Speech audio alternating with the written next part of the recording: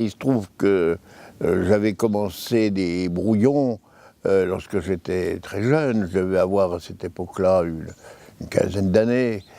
Et j'avais déjà envie d'être écrivain. Je ne savais pas trop ce que ça voulait dire. Mais enfin, je griffonnais.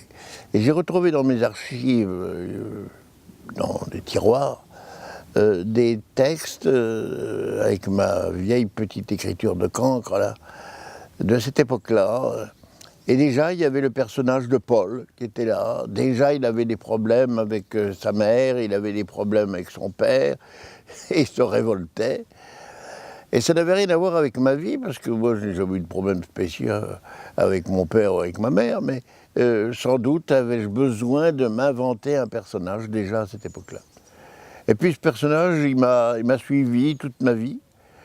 Mais sous des formes extrêmement diverses. Vous savez, j'ai écrit près de 50 livres dans ma vie. Avec mes 83 ans, je regarde en surplomb un peu tout ce que j'ai fait. Et je m'aperçois d'une chose, c'est que ce personnage s'est immiscé, l'air de rien, comme un petit coquin là, à l'intérieur de mes autres livres. Sous des formes diverses, y compris de filles d'ailleurs, quelquefois. Mais ce Paul, quand même, voulait s'exprimer par lui-même, raconter sa propre histoire. Et c'est seulement il y a 3 ans, donc, alors que j'étais, disons, dans la fin de ma vie, qu'il s'est dit tout de même, c'est le moment d'apparaître un peu quand même.